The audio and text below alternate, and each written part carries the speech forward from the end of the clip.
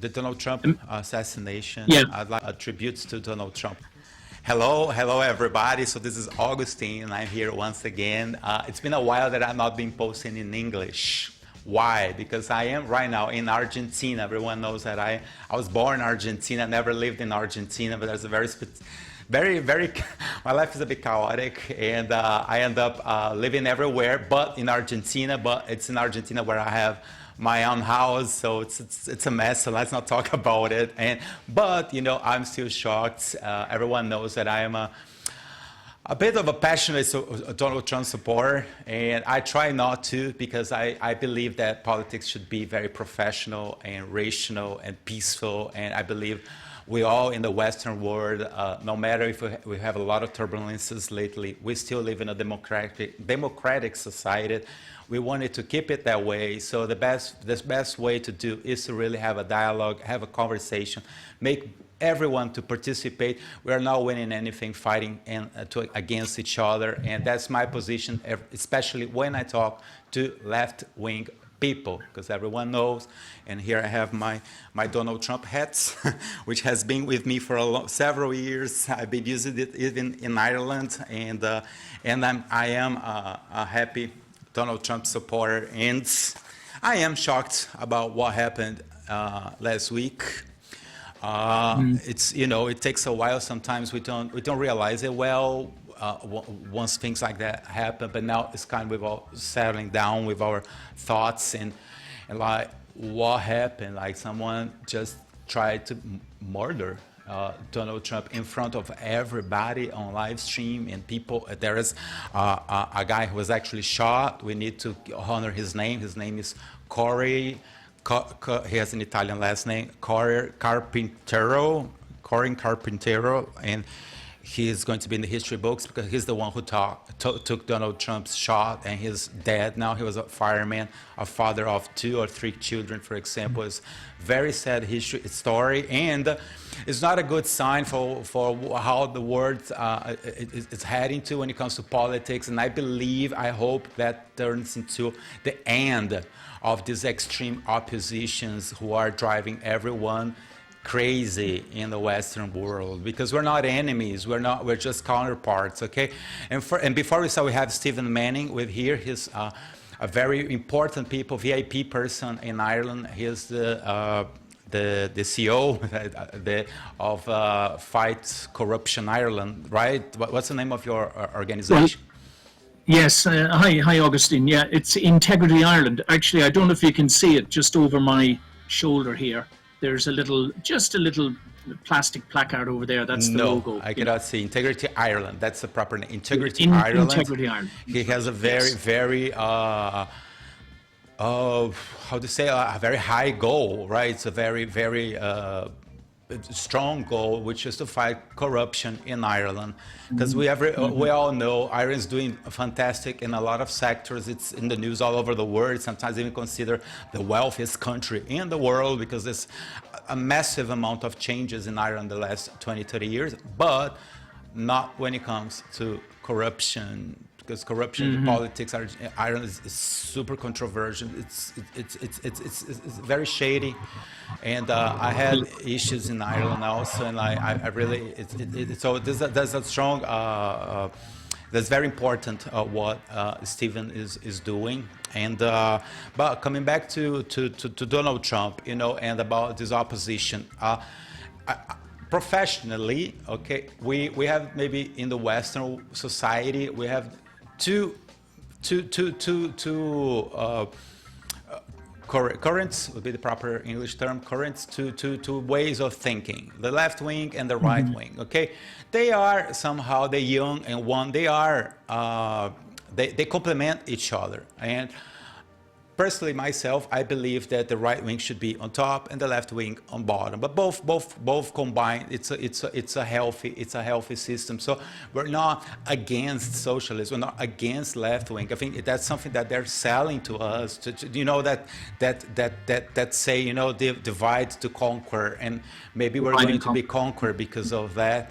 And we're not. It's complementing. And what's the difference between left wing and right wing? First of all, right wing praises freedom, and less taxes, small government and more freedom to the people. You are the owner of your life. Left wing, they praise high taxes, strong governments, and safety. So it's not bad. It's just two versions of things. You know, what I do believe personally is that usually the right wing, it goes more, it's more related to our human nature because we want to take challenges. So once we concern too much about safety, we die. And you see that in Europe, for example. Europe is dying. Why? Because it's all about safety. It's all about safe. I want to be safe. I want to be safe. I do not even want to have a child. I don't want to give birth. I want to abort even if I'm pregnant. Why? Because I want safety. I don't want to take any risks.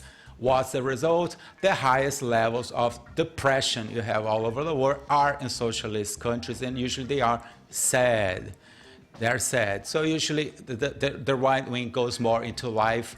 Right wing usually you have more, as you take more risks, you end up also developing your sense of faith. So usually people who are right wing, they tend to be more religious. That's a question that people ask me. Like, why right wing people are more religious? Because you take more risks. So once you take more risks, when the states is smaller, you pray to God that this new venture you're doing is going to be all right. So that's the big issue. That's where we have to go. We have to be friendly to each other and try to find a peaceful solution. So that's my tribute to Donald Trump. That's my words that I hope they will reach Donald Trump somehow. I do send my condolences or my feelings, my greetings to all his family, all the supporters who are indirectly attacked as well. That was horrible. I do hope he wins this election. I do hope that he's going to have a fantastic second mandate. I believe his first mandate was okay. And myself, I was a strong participant of especially the first mandate. I was one of the first Donald Trump supporters. I was living in Miami. I had all sorts of problems because I was a bit naive. I ended up out of the blue, I was telling everyone I was supporting Donald Trump back in 2015, 16, and then I started to be attacked by everyone. Then I moved to Ireland for personal business reasons in 2016.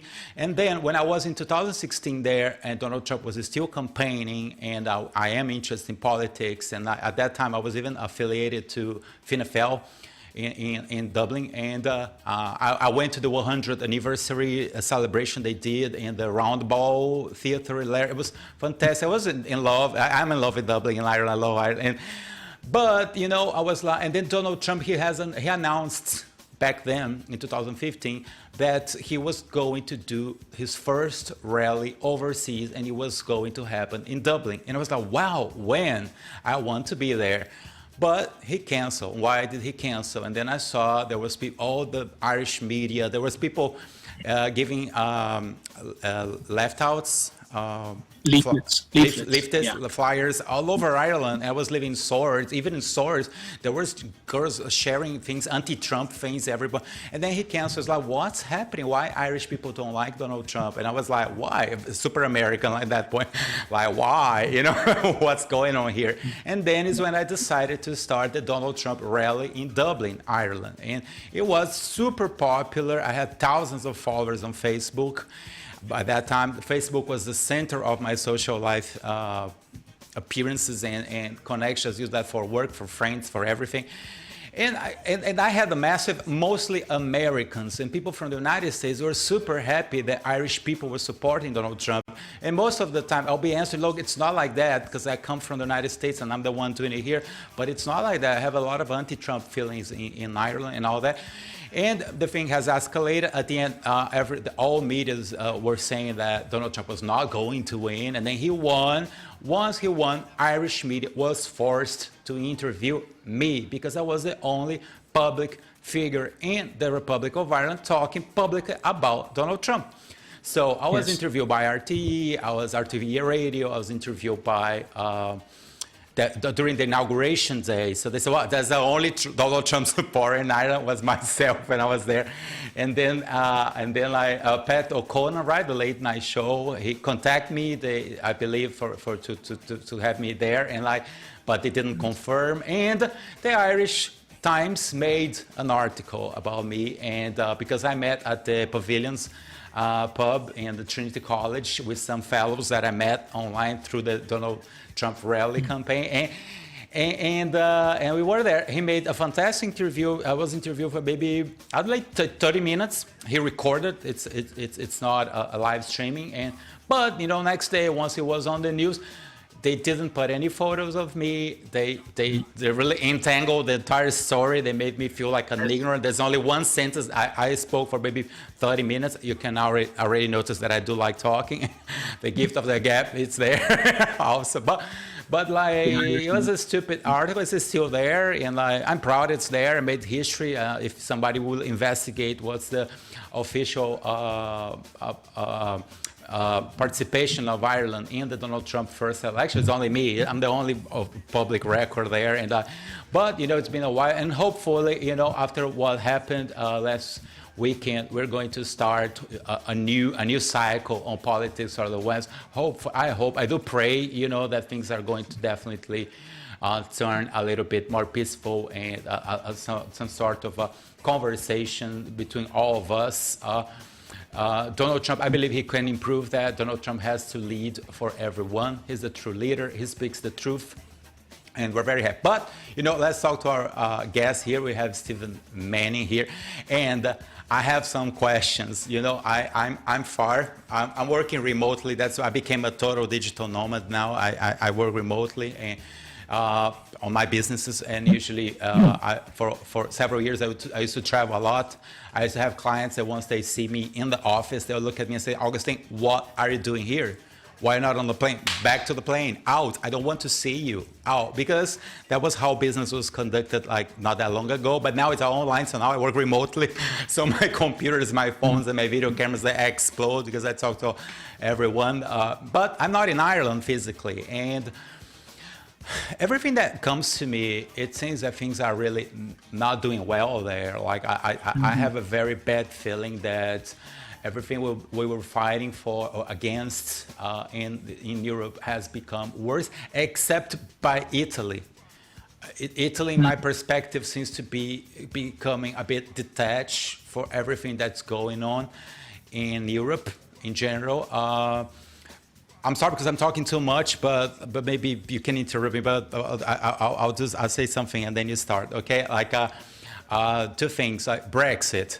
I was always against Brexit, even if I'm a right-wing person. I know conservatives voted for Brexit, but I used to say that in Ireland, like that it can't be possible. Like I believe conservatives in the UK are shooting their own feet because we live in a globalized world, and we talk a lot about the refugees, the poor people that are coming from all over the world to Europe. But keep in mind that these countries, they have a super elites that are billionaires, and these countries are big. And I believe the United Kingdom is going to be devoured by the elites of India, Pakistan, Muslims, once they are out of the United Kingdom. And that just happened.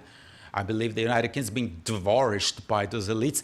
Same with Canada also. If you live, for example, you see the property markets, for example, in Canada, it's all owned by Chinese billionaires. So if you are a Canadian person, you cannot buy a house there because the Canadian properties market real estate market has been devoured by Chinese millionaires who run all the properties there, and they make people pay now like millions of dollars for a simple house and things like that. So, and another thing, the European Union, that's very sad news about people have voted for, let's say, the UK again, they voted for Reform UK. In France, a lot of people voted for Le Pen. But, at the end of the day, once they definitely go there and see how many seats they have in parliament. I mean, is this a third world politics? How come you have millions of people voting for Reform UK, and then they have, I think it's only 1 or 2 seats in the UK parliament? I mean, that's not fair. That happened also in France. How come millions of French people vote for Le Pen party, and then at the end, they have no power, they're like 2, 3. But, it's a start. That has happened a bit differently in Ireland, but still, no matter what, it's a positive positive news by the fact that you have at least few representatives now in Parliament in the United Kingdom, in France, and in Ireland. And we had, I think, Patrick Quinlan from the National Party was elected. And is there any more conservative politicians that have been elected in France, in Ireland, sorry, besides... Yeah, well, Augustin, first of all, the political side of things, even though I ran twice in the national elections here in Ireland, 2016 and 2020. But if I could sort of frame the comments I'm about to make by opening up by saying it's all about power, and it's all about the quest for power. You know, we're supposed to be, in our most original form, we're supposed to be autonomous, sovereign human beings. You know, now if we were intelligent enough and if we were wise enough, you know, but what's happened, and it's happened all over the world, is that incrementally, especially over the last 70 years, since the Second World War, basically, in that time period, you've had bigger and bigger organizations, institutions, corporations, political parties gaining power and then serving their own interests rather than the interests of the public that they claim to serve. And I'd say this goes for both, you know, let's loosely say Democratic and Republican type parties in America, for example. It's the same in Ireland, Fianna Fáil, Fine Gael, Sinn Féin. The party comes first. And when you mentioned earlier at the beginning, Augustin, that we're lucky to be living in democracies, I'd actually respectfully challenge that concept, because I don't, you might compare, for example, you know, French democracy or American democracy with, let's say, North Korean tyranny. And you'd say, yes, clearly these are two very different systems of governance. But I would argue that we've never had democracy. What we have is tyranny masking itself under a purported democratic process. But we've just seen in France, for example, when it looked like the right was going to take power from Macron and company, they basically formed a very undemocratic coalition, which is a form of what we call gerrymandering, you know, changing the boundaries just the night before the election. And it became famous, this gerrymandering process became famous in the north of Ireland, when literally what they would do is they'd spread the vote over 3 days. And on day one, the constituents, let's say in Armagh or somewhere like that, would go out and vote. And then on the evening of the vote, the boundaries of the electoral area were changed so that some of those people could vote again the next day. And it was usually in favor at the time of the Protestant, you know, pro-British majority up there, to make sure that Catholics could never get into any position of power. They could never hold political power. So that was called gerrymandering. It's frowned upon. It's considered cheating of sorts. But then again, you've got the same problem in the last election in America, Augustin. Now, we now know, and I know when the media is your mouthpiece, it's very hard to argue against the official narrative. But the fact is that there were thousands upon thousands of mailed-in ballots that were completely unlawful, illegitimate. What are they called? The Dominion voting machines in America. It has been now established that they can be interfered with online while they're working. You know, they can be pre-programmed to turn out a different result, or whatever the chosen or selected result is meant to be. And here in Ireland as well, on the two occasions that I ran, and I to tell the truth, Augustine, as a matter of fact, the ticket I ran under the second time was Stephen Manning, not a politician, you know. But it's because we believe, don't we, that if we can garner enough votes and be voted into power, we can actually make a difference. I no longer believe that.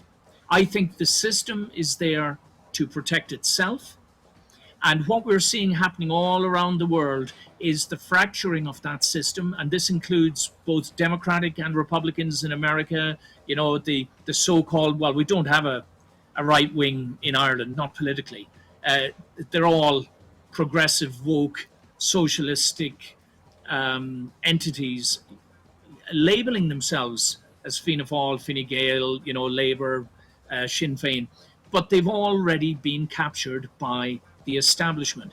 And I have an interesting take on this, Augustin. I hope you're following this.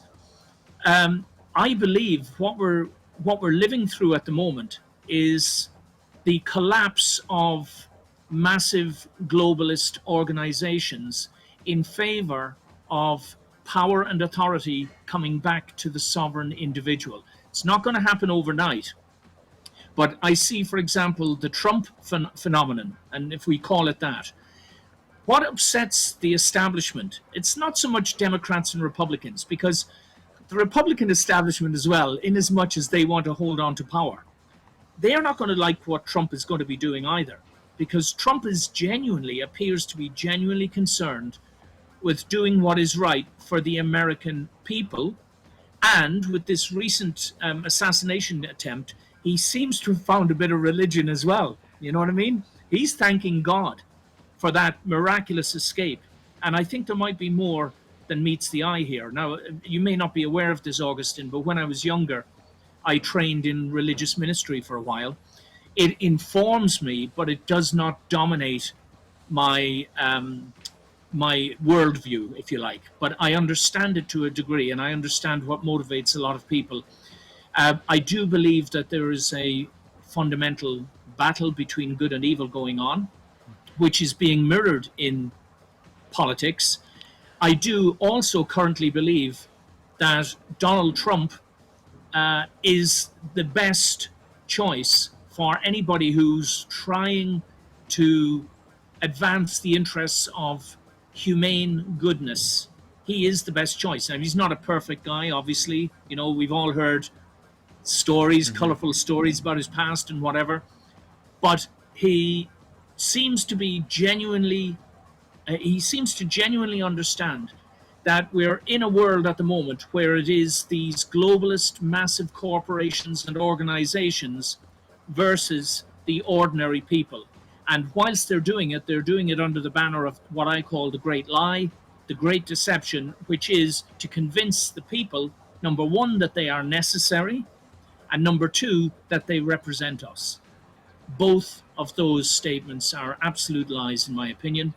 So as far as what's happening in Ireland at the moment, there is a pre-planned attempt by the Irish government to literally, it's hard to believe, but to literally destroy Irish culture.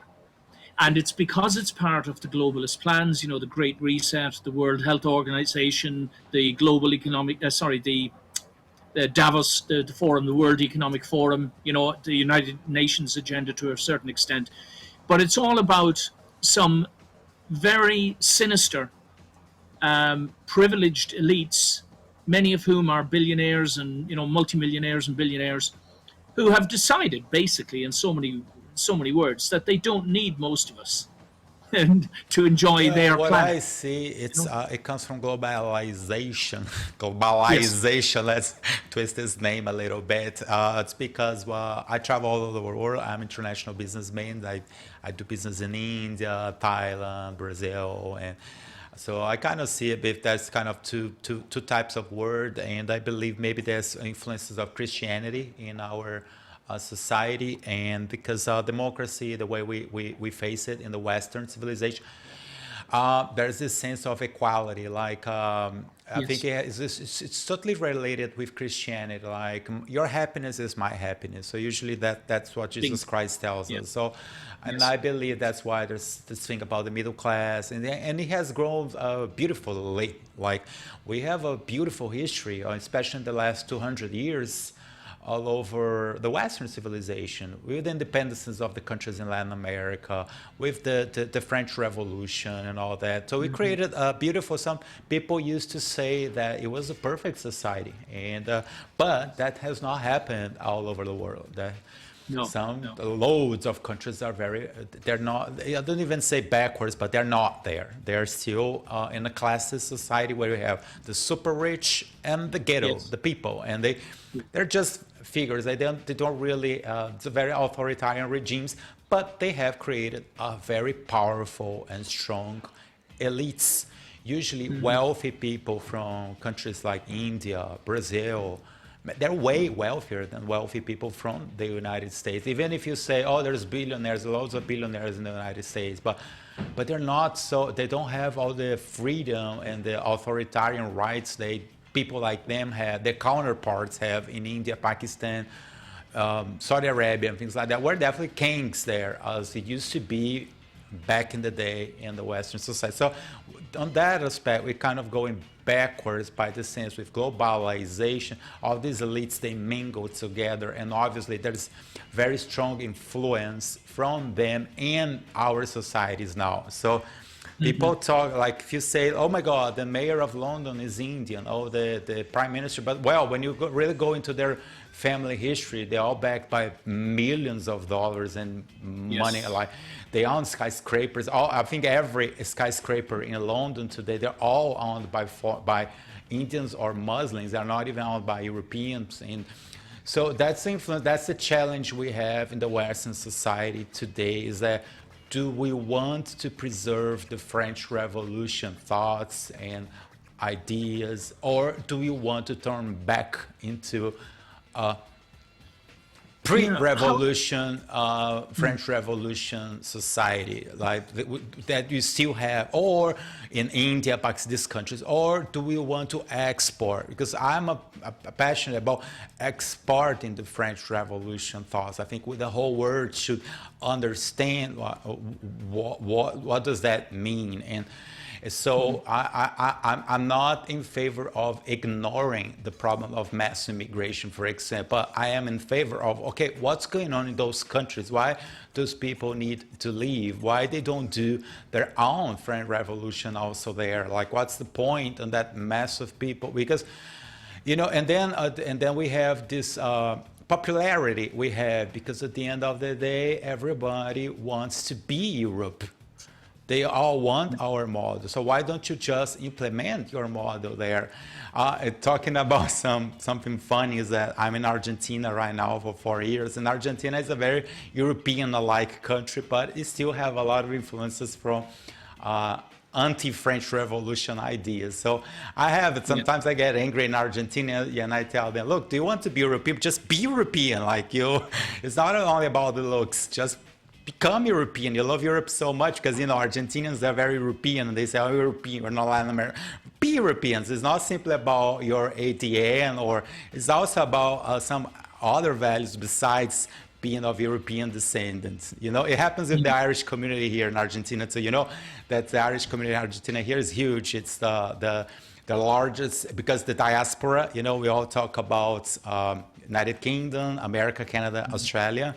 And then Argentina is the next one. It's about... Oh, really? Yeah. I estimate it's about 1.5 million Irish descendants here. There's a lot of... my most popular video in Argentina in the last year is the one that I explain in Spanish, the influence of Ireland and Argentina. And the independence was made by Obrien Brown. You have a statue there in Dublin of him. Right. He's from Cork, was from Cork. There's Che Guevara Lynch. There's his Irish Argentina, was born here in Rosario, where I am. There is also the chimichurri sauce. Was Jimmy McCurry, was an Irish guy who created that sauce. There is also there's a guy in Swinford as well. There's a statue in Swinford. I've forgotten his name. I'd know it if you said it. An admiral. Argentinian admiral or something. Yeah, Obrien Brown himself. Yes. And they say the Irish flag was raised by the first time after the Easter Rise by an Irish Argentinian man, like who was born in Argentina. So but there is a language barrier. Argentinians speak Spanish, and then a lot of times they say, well, you go to the Irish society here, and it seems you are in Ireland. Everybody's very Irish looking, and they dance, they do the songs and everything. It's beautiful. I have a friend who teaches Irish language in Argentina, for example, Gaelic. Wow. Yeah, Quinlan. And But then on the other aspects, they're still very, very, very things that are totally not related to Ireland. And then I said, look, guys, why don't you just be Irish and just be Irish? You love Ireland so much. It's not only about the looks. And but let's wrap it up a bit, our conversation here, because of our time limitations. And I'm very happy to talk to you. And what you see next, let's talk about Patrick, because it's like, I'm a salesman, okay? I just said. So usually I'm very positive. Like, I always think, okay, that's going to be a better future. Things are going to turn around. Things, even when we started this conversation, I was even turning the Donald Trump assassination to maybe something positive for the future, attempt of assassination. I believe so. Augustin. I believe it is. But let's talk about, I like to talk about Patrick Quinlan. I mean, he was elected. So now we have a right wing, may not be perfect, they have a lot of challenges, but that's a right wing person now. Is he already like, I know they were elected, and when does their terms start for all this new? Right. Yeah. Well, first of all, now I don't know the man personally, so although I did.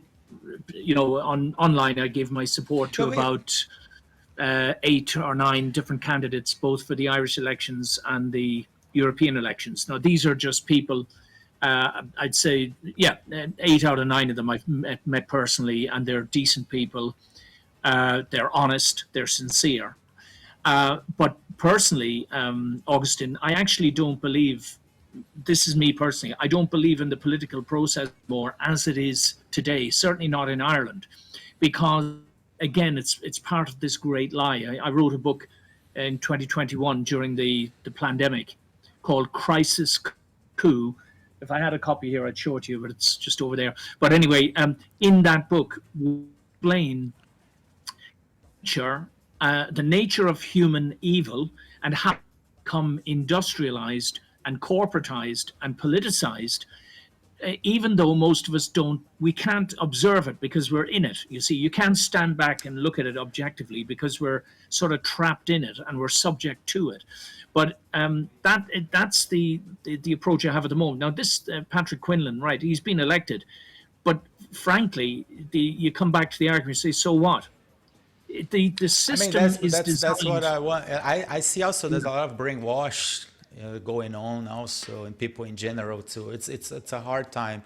I see, because I talk to left-wing people, and I see it's hard to really develop a conversation with them, because I see there's a lot of elements of brainwash, and they kind of but so you're negative, like you don't think there's going to be nothing new. Well, no, not so much. No, Augustin. Actually, on the contrary, I think we've entered a necessary. We have only 2 minutes. Necessary phase, necessary phase where the old system, or the establishment as we know it, has got to fracture and collapse. I think it's going to cause great turmoil around the world. But I'll just put this to you, Augustin, just very simply. And I remember making this point when we were looking at the elections over here in Ireland. We have democracy, we think, for maybe 1 day or 2 days, and that's the day that you go to the ballot boxes and put your vote in it. Because the political parties, as soon as they get into power, they revert to the party ideal, not democracy, it's autocracy. Mm-hmm. And hardly anybody has noticed this. If you have a pyramid structure with the party leader in charge, and you as a TD have just been elected based on promises you made to me on the doorstep, and then you get into the Dáil, and they turn around to you and say, oh, no, sorry, Augustin, you can't do that, because you're now in Fianna Fáil or Fine Gael, and you will do what we tell you to do. All of a sudden, it's not democracy anymore. And this is, again, part of the great lie. But given that we're short of time today, Augustin, I'd say, no, what we have to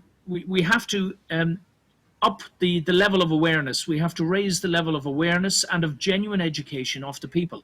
And by education, I'm not talking about schoolwork. I'm talking about seeing the world as it really is, and understanding that every time we give our power away to these so-called authorities, whether they be politicals or corporate entities or institutions. Every time we do that, we're actually denying ourselves our inherited right to be self-governing, frankly, anarchy in its purest form. That's what I'd love to see come in. But I think in order for that to happen, we've got to see the politicians, maybe like Donald Trump, eating away at the underbelly of this beast-like system that we have, which constantly lies to us, constantly deceives us. And in Ireland in particular, what they're trying to do is break the spirit of the Irish people by bringing in so many often unvetted immigrants that they're changing the flavour and the tenor of the culture in Ireland. And of course, Irish people, including myself, myself and my son Danny, who's special needs, we were homeless for 10 months. We're going to talk about that in detail in another show. We have to finish now because of we could do that, Augustin. But like I said, thank you very much, and let's pray for the best. We have experienced a very important thing that happened in the worldwide history, which is this attempt of murder of Donald Trump. I think that's scary, that's serious, and I do hope something new has just started. Positive. Yes, going back to my initial talk about conversation about everyone's, we need to be united in the Western world. We need to really stick to our values. We have done very well in this first 200 years of the French Revolution. That was a real revolution, and so let's stick to that, and hopefully things will get better soon. And thank you very much, Stephen, from here. He's from Integrity Ireland. What's your website? www.integrityireland.org or RG or IE? IE. integrityireland.ie. So thank you very much. Greetings from Argentina. Shlancha or Argentinian. Shlancha. It was very nice talking to you. Okay. So have a great day there. And thank you once again. Okay. For being here. And we'll be in touch. Okay. Hopefully in Ireland next time. Face to face. Okay. Have a great day there. Cheers.